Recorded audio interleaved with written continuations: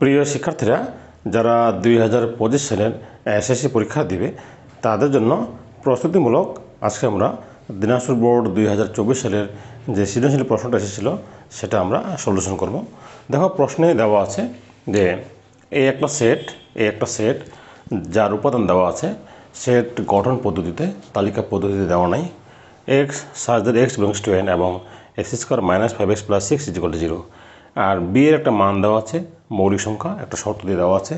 C এর মান তালিকা পদ্ধতিতে দেওয়া আছে। এফ এক্স এর মান দেওয়া আছে। এই ক খ গ তিনটা প্রশ্নের উত্তর আমরা উদ্দীপক থেকে বের করব। তো আমরা একটা একটা করে সলিউশন করব। ক নম্বর, আমরা প্রথমে ক নম্বর সলিউশন করব। ক নম্বর প্রশ্নে দেওয়া আছে যে এ সেটটাকে তালিকা পদ্ধতিতে প্রকাশ করতে হবে। আমাদের এ সেট দেওয়া আছে, এ সেটে দেওয়া আছে x such that x belongs to N এবং x square minus 5x plus 6 = 0। আমরা জানি যে সেট প্রকাশ করা হয় দুটা পদ্ধতিতে, একটা হলো সেট গঠন পদ্ধতি আর একটা হলো তালিকা পদ্ধতি। এখানে যেটা দেওয়া আছে সেটা হলো সেট গঠন পদ্ধতি। আর তালিকা পদ্ধতি দেখতে কেমন? তালিকা পদ্ধতি যেমন এখানে সি এর মানটা দেওয়া আছে 3, 4, 5, 7, 9। এই ধরনের যদি সরাসরি কোনো সেটের উপাদানগুলো দেওয়া থাকে তাহলে সেই সেটটাকে বলা হয় তালিকা পদ্ধতিতে সাজানো সেট।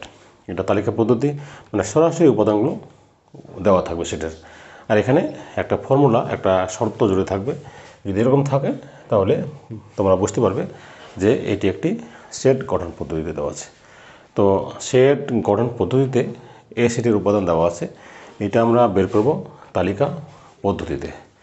এখানে আমরা এই যে বর্ণনাকারী অংশটুকু আছে, এখান থেকে আমরা এর মানগুলো বের করব। দেখো,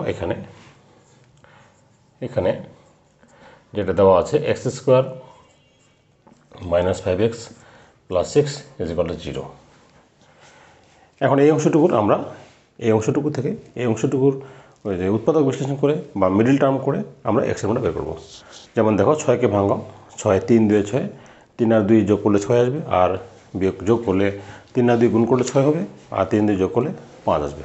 তাহলে মিডিল টার্ম করবো আমরা, 6কে ভাঙাবো, তাহলে x square minus 3x minus 2x plus 6 = 0। দেখো, 3 2 6, 3 আর 2 যোগ করলে কত হবে? Minus 5x। এখন এখান থেকে আমরা কমন নেব, এখান থেকে কমন যাচ্ছে x, তাহলে এখানে থাকবে কত? x minus 3। এখান থেকে কমন যাচ্ছে 2, থাকতেছে কত? x minus 3 = 0। আবার বলছি, এখান থেকে আমরা কমন নেব x, তাহলে এখানে একটা x থাকে, এখানে 3 থাকে। এই 2 আর 6-এর মধ্যে 2 কমন নেব, তাহলে এখানে থাকবে x, এখানে 2 দিয়ে 6কে ভাগ করলে কত আসবে? 3 আসবে। এখন x মাইনাস 3 দুটার মধ্যে আমরা একটা নিব, x মাইনাস 3 নিব, আর নেব কত? x minus 2 = 0। হয় আমরা জানি যে সমাধানের ভাষা আমরা জানি যে x মাইনাস 3 = 0। তার মানে এখান থেকে আসবে কত? x এর মানটা কত আসবে? 3। অথবা x মাইনাস 2 = 0, x = 2। তাহলে x এর আমরা দুটো মান পেলাম, একটা পেলাম 2 আর একটা পেলাম 3। তার মানে এ সেটের তালিকা পদ্ধতিতে আমরা সেটের দুটো মান পেলাম, একটা পেলাম আমরা 2 আর একটা পেলাম 3। আমাদের ক নম্বর প্রশ্নের অ্যান্সার কমপ্লিট। এখানে বলছে এই সেটটাকে তালিকা পদ্ধতিতে প্রকাশ করতে হবে। আমরা তালিকা পদ্ধতিতে প্রকাশ করলাম, এর মানটা 2,3। আমাদের এই মানগুলো এখন কাজে লাগবে। তাহলে আমাদের এর মান আমরা পেলাম কত? একটা 2 আর একটা 3। এবারে খ নম্বর প্রশ্ন আছে। খ নম্বর প্রশ্নে দেখো, আমরা ক নম্বর প্রশ্নের অ্যান্সার কমপ্লিট আমাদের। এবার খ নম্বর প্রশ্নে দেওয়া আছে পাওয়ার সেট বা শক্তি সেট। এখানে দেখাও যে power of B intersection C এর উপাদান সংখ্যা 2 পাওয়ার n-কে সমর্থন করে, যেখানে n হচ্ছে বি ইন্টারসেকশন সি এর উপাদান সংখ্যা, nটা হচ্ছে বি ইন্টারসেকশন সি এর উপাদান সংখ্যা। আচ্ছা, এখানে প্রথমে আমরা এইটুকুর মান বের করবো, বি ইন্টারসেকশন সি। তো এখানে বি এর মান কিন্তু দেওয়া নেই, বি এর মানটা প্রথমে আমাদের বের করে নিতে হবে। দেখো, বি এর মান আমরা বের করবো। আচ্ছা, বি এর মান এখানে বলছে যে এক্স বিলংস টু এন, মানে এক্সের মানটা অবশ্যই স্বাভাবিক সংখ্যা হতে হবে। এন বলতে বোঝায় স্বাভাবিক সংখ্যা, আর স্বাভাবিক সংখ্যার আরেকটি নাম হলো গণনাকারী সংখ্যা। মানে 1 থেকে শুরু করবে, আমরা হিসাব করতে থাকবো, আনলিমিটেড চলতে থাকবে আমাদের। মানে স্বাভাবিক সংখ্যা অর্থ হলো 1 থেকে শুরু করবো, সব ধনাত্মক সংখ্যা নেব আমরা। আর মৌলিক অবশ্যই সেটা মৌলিক সংখ্যা হতে হবে এবং ওই 11 থেকে ছোট হতে হবে। তার মানে সহজ কথায় 11 থেকে ছোট নিতে হবে, সেটা হতে হবে মৌলিক সংখ্যা। আর স্বাভাবিক সংখ্যা বলতে 0 থেকে উপরে, অর্থাৎ 1 থেকে শুরু করবো, 1 2 এভাবে চলতে থাকবে। তাহলে এখানে বলছে মৌলিক সংখ্যা। তাহলে দেখো এখানে মৌলিক এবং 11 থেকে ছোট। তাহলে মৌলিক সংখ্যা হচ্ছে 2 3 5 7, এইটুকুই। আমাদের এখানে বলা হলো যে এক্সটা অবশ্যই মৌলিক সংখ্যা হতে হবে এবং 11 থেকে ছোট হতে লাগবে। তাহলে মৌলিক সংখ্যা হলো 11 থেকে ছোট মৌলিক সংখ্যা কোনগুলো? 2 আছে, 3 আছে, 5 আছে, 7 আছে, এই কয়েকটা মাত্র মৌলিক সংখ্যা। আর সি এর মান, এখানে সি এর মান কোশ্চেনে দেওয়া আছে। সি দেওয়া আছে কত? 3 4 5 7 9। আমাদের সি এর মান আগে থেকে দেওয়া আছে। আর বি এর মান দেওয়া ছিল সেট গঠন পদ্ধতিতে, আমরা তালিকাতে নিয়ে আসলাম 2 3 5 7। বলা হলো যে মৌলিক সংখ্যা হবে 11 থেকে ছোট। তার মানে যেহেতু মৌলিক সংখ্যা 11 থেকে ছোট, 2 একটা মৌলিক সংখ্যা, 3 একটা মৌলিক সংখ্যা, 5 মৌলিক সংখ্যা, 7 মৌলিক সংখ্যা। মৌলিক সংখ্যা বলতে বোঝানো হচ্ছে যে সংখ্যাগুলোকে 1 ছাড়া অন্য কোনো সংখ্যা দিয়ে ভাঙানো বা ভাগ করা যাবে না। যেমন 5কে ভাঙানো যাবে না, 7কে ভাঙানো যাবে না 1 ছাড়া অন্য কোনো উৎপাদক দিয়ে। এখন এখানে প্রথমে বের করতে হবে B intersection C. B intersection C. আচ্ছা, বি ইন্টারসেকশন সি বলতে বোঝায় বি আর সি এর মধ্যে, দেখো বি আর সি এর মধ্যে যে উপাদানগুলো কমন থাকবে। ইন্টারসেকশন কথার অর্থ হলো বি আর সি সেট দুটার মধ্যে যেটা আমাদের কমন থাকবে। লিখব 2 3 5 7 ইন্টারসেকশন 3 4 5 7 9। দেখো বি আর সি এর সেট দুটির মধ্যে যে উপাদানগুলো কমন থাকবে সেটা আমরা নিব ইন্টারসেকশন থাকলে। দেখো 3 5 7 কমন আছে, তাহলে 3 5 7। যে উপাদানগুলো মিল থাকবে আমরা শুধু সেগুলো নেব। যেমন 3 5 7 এখানেও আছে, 3 5 7 এখানেও আছে, যেটা মিল থাকবে ইন্টারসেকশন বেলায়। এখন এখান থেকে বের করতে হবে পাওয়ার সেট। অতএব তাহলে আমরা বি ইন্টারসেকশন সি এর মান পেলাম 3 5 7, কারণ power of B intersection C. আচ্ছা, পাওয়ার বের করার নিয়ম হলো এই যে বি ইন্টারসেকশন সি এর উপাদানগুলো 3 5 7 এগুলোকে যতভাবে আমরা সাজাতে পারি। যেমন প্রথমে 3টা করে নিব, 3টা সেট একসাথে নিব, 3টা উপাদান একসাথে নিব, তারপরে 2টা করে নিব, তারপরে একটা করে নিব, সবশেষে ফাঁকা সেট এই যে সাবসেট অফ এভরি সেট। ফাঁকা সেটটা হলো প্রত্যেকটা সেটের সাবসেট। তাহলে প্রথমে এখান থেকে আমরা 3টা উপাদান একসাথে নিব। 3টা উপাদান বলতে এখানে আছে 3, আছে 5, আছে হলো 7। তাহলে আমরা 3টা উপাদান একসাথে নিব, তারপরে 2টা করে নিব। যেমন 3 5 নিব, 3 7 নিব, তারপরে 5 7 নিব। 2টা করে আমরা উপাদান নিব, 3 5, তারপরে 3 7, তারপরে 5 7। তাহলে আমরা 2টা উপাদান করে নিব। এবার একটা করে নিব, 3 নিব, তারপর নিব হলো 5, তারপর নিব 7। তাহলে আমি আবার বলছি, প্রথমে 3টা উপাদান নিব, তারপরে 2টা করে নিব, 3 5 নিলাম, 3 7, তারপরে 5 7, তারপরে 3 আলাদা নিব, 5 আলাদা নিব, 7 আলাদা নিব। সবশেষে আমরা জানি যে পাওয়ার সেটের ক্ষেত্রে আমরা একটা কী করি, ফাঁকা সেট নিয়ে থাকি। এই হলো আমাদের পাওয়ার অফ বি ইন্টারসেকশনের মান। এখন বলছে এখানে টয়েসনকে সমর্থন করবে। এখানে আমরা লিখব যে বি ইন্টারসেকশন সি এর উপাদান সংখ্যা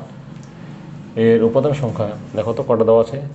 3টা দেওয়া আছে। দেখো 1টা 2টা 3টা।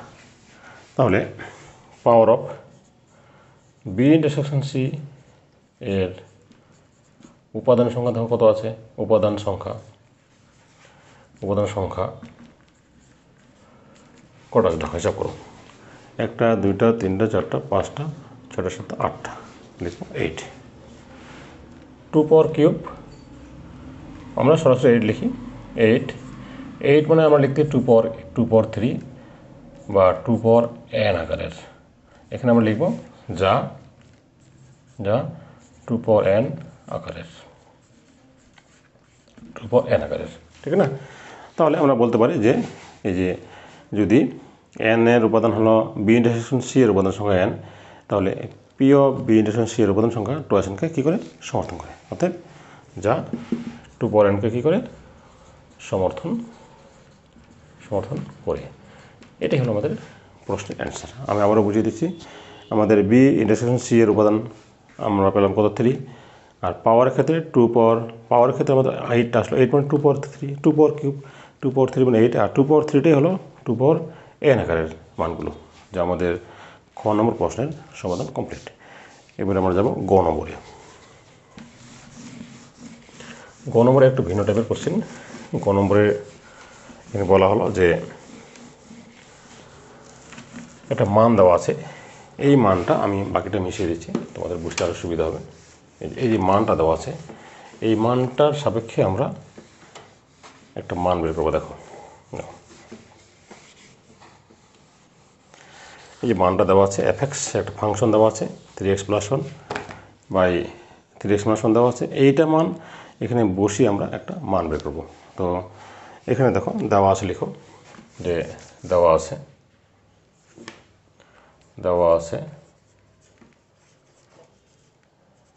হলো f(x),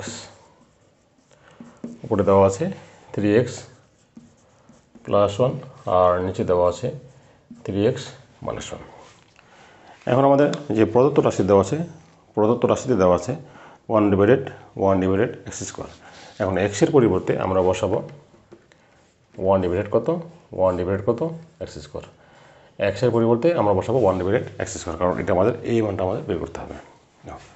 এখন x এর জায়গায় 1/(x²), অর্থাৎ 3/(x²). আচ্ছা, যদি বুঝতে না পারো আমি আর এক লাইন এখানে দেখিয়ে দিই। তাহলে যেখানে x আছে সেখানে আমরা x এর পরিবর্তে 1/(x²) আমরা বসাবো, 3/(1/(x²) - 1। আমি কী করলাম, এখানে x এর পরিবর্তে বসালাম কত, 1/(x²). কেন বসালাম, কারণ এই মানটা আমাদের বের করতে হবে। এবং 3টা দেখো, 3 কিন্তু অলরেডি উপরে গুণ হবে, তাহলে 3/(x² + 1), নিচে হবে 3/(x² - 1। এখন কারণ 3টা কিন্তু গুণ হবে 1-এর সাথে, তাহলে 3 1 3, নিচে x² + 1, 3 এর সাথে 1 3x² - 1। এখন লসাগু নিতে হবে। দেখো এখানে আমরা লসাগু নিব, লসাগু নাও x², তাহলে x² লসাগু নিলে উপরে 3 থাকে, তাহলে থাকবে কত 3 প্লাস, আর এটার সাথে 1 গুণ হবে, কত হবে x²। নিচেও আমরা লসাগু নিব x², তাহলে উপরে এখানে 3 থাকতেছে, 3 - কত x²। দেখো এখান থেকে এটা আমাদের মিডিল লাইন, এখানে আমরা লসাগু নিলাম, এখানে আমরা লসাগু নিলাম x², এখানে 3 থাকতেছে, আর এই এখানে -1 কত x²। এখানটাকে আমরা ভাঙিয়ে নিব, যদি ভাঙিয়ে নিই 3 + x² বাই x² গুণ উপরে হবে x², নিচে হবে কত 3 - x²। তার মানে x² বাদ যাবে, থাকতেছে কত উপরে 3 + x², 3 + x², আর নিচে হবে কত 3 - x²। তার মানে আমাদের যে f(1/x²) এটার মান আমরা পেলাম কত, উপরে 3 + x², আর নিচে হলো 3 - x²। এখন এই মানগুলো, এই মানটা আমরা এই প্রদত্ত রাশিতে বসিয়ে দিলে আমাদের প্রমাণ চলে আসবে। আমি আবারও সংক্ষেপে বুঝিয়ে দিচ্ছি, এটা আমাদের দেওয়া আছে, আমরা এইটার মান বের করবো, প্রথমে বের করবো 3/3 1/(x²) f।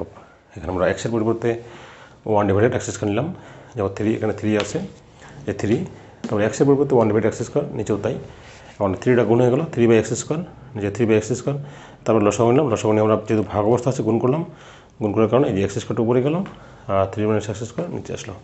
কারণ x² বাদ যাবে, উপরে 3 + x², নিচে কত 3 - x²। এখন দেখো আমরা এই মানটা এই যে প্রদত্ত রাশিতে বসিয়ে দেবো, বসিয়ে দিলে আমাদের একটা মান চলে আসবে। দেখো তাহলে এখন লিখবো আমরা যে প্রদত্ত রাশি,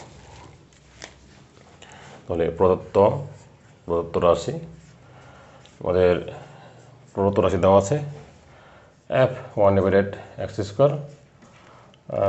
1), f(1/(x² - 2). তাহলে এই মানটা বসিয়ে দিই, এটা মান পেয়েছি আমরা কত, এটা মান পেয়েছি আমরা 3 + x square by 3 minus x square plus 1 নিচে বসিয়ে দিই 3 প্লাস এক্স স্কোয়ার নিচে হবে 3 মাইনাস এক্স স্কোয়ার মাইনাস 2। আমরা এই এফ অফ 1/x এই মানটুকু আমরা এখানে বসিয়ে দিলাম কোথায়, এফ অফ 1/x স্কোয়ারের জায়গায়। আর এখানে প্লাস 1 আছে, এখানে মাইনাস 2 আছে। বাকিটা লসাগু নিলেই আমাদের প্রদত্ত রাশির মান চলে আসবে। দেখো তো এখানে আমরা আগের মতো লসাগু নিব, নিচে লসাগু হবে 3 মাইনাস এক্স স্কোয়ার। আচ্ছা, এটা আমাদের মিডিল লাইন। আমরা এখানে লসাগু নিলাম 3 মাইনাস এক্স স্কোয়ার, তাহলে উপরে থাকতেছে কত 3 প্লাস এক্স স্কোয়ার প্লাস এটার সাথে 1 গুণ হবে, কত হবে 3 মাইনাস এক্স স্কোয়ার। নিচেও লসাগু কত হবে 3 মাইনাস এক্স স্কোয়ার, আর উপরে থাকতেছে 3 প্লাস এক্স স্কোয়ার মাইনাস 2 দিয়ে এটা গুণ হচ্ছে, তাই মাইনাস কত হবে 3 দিয়ে 6 প্লাস কত 2x স্কোয়ার। আমি আবারও দেখিয়ে দিচ্ছি, এটা মনে করো নাই, এখানে 3 প্লাস এক্স স্কোয়ার লসাগু হলো, উপরে থাকতেছে 3 মাইনাস এক্স স্কোয়ার লসাগু হলো, উপরে 3 প্লাস এক্স স্কোয়ার, এই যে প্লাস 1 প্লাস 1-এর সাথে 3 মাইনাস এক্স স্কোয়ার গুণ করলে কত 3 মাইনাস এক্স স্কোয়ার আসবে। আর নিচে 3 মাইনাস এক্স স্কোয়ার লসাগু হলো, উপরে থাকতেছে 3 প্লাস এক্স স্কোয়ার, এই যে মাইনাস 2-এর সাথে এটা গুণ হবে, তাহলে 2 3 হলো 6, আর এই মাইনাসে মাইনাসে plus 2x square 2x square. এখন এটা আমরা আগের মতো আমরা ভাগটা গুণ করব। তাহলে দেখো উপরে এখানে এক্স স্কোয়ার আর এক্স স্কোয়ার আমরা বাদ দিতে পারবো, আর এখানে দেখো তার উপরে থাকতে 6 3 মাইনাস এক্স স্কোয়ার, আর এখানে হলো 3x স্কোয়ার মাইনাস 3, যে হলো 3 মাইনাস এক্স স্কোয়ার। দেখো এখানে যে 2x স্কোয়ার আর এক্স স্কোয়ার মিলে হচ্ছে কত 3x স্কোয়ার, আর 6 থেকে 3 মিলে কত হবে 3, আর নিচে 3 মাইনাস এক্স স্কোয়ার। এটাকে আমরা আগের মতো ভাগটা গুণ করে লিখব, 6/3 মাইনাস এক্স স্কোয়ার গুণ দিব 3 মাইনাস এক্স স্কোয়ার, নিচে হবে 3x স্কোয়ার মাইনাস 3। দেখো 6/3 মাইনাস এক্স স্কোয়ার গুণ দিলাম, এটা উপরে গেল 3 মাইনাস এক্স স্কোয়ারটা উপরে যাবে, এখানে মাইনাস আসবে 3 মাইনাস কত এক্স স্কোয়ার, আর এই যে লবটা 3x স্কোয়ার মাইনাস 3 নিচে আসলো। এখানে আমরা এটা বাদ দিতে পারবো, আমরা বাদ, উপরে থাকে 6 আর নিচে 3x স্কোয়ার মাইনাস 3। আমরা উপরে 6 নিব, নিচে 3টা কমন নিই, তাহলে থাকবে কত এক্স স্কোয়ার মাইনাস 1, অর্থাৎ উপরে 2 নিচে হবে এক্স স্কোয়ার মাইনাস 1। দেখো এখানে আমরা 3টা কমন নিব, তাহলে থাকে এক্স স্কোয়ার, এখানে 1 থাকে, 3 2 6 উপরে 2 থাকে, নিচে হলো এক্স স্কোয়ার মাইনাস 1। এইভাবে আমরা সলিউশন বের করতে পারবো। তোমরা বাড়িতে প্র্যাকটিস করবে, এই ধরনের প্রশ্নগুলো যেহেতু 24 সালে আসছে, কাজেই আবারও আসতে পারে, বাড়িতে বেশি বেশি প্র্যাকটিস করবে।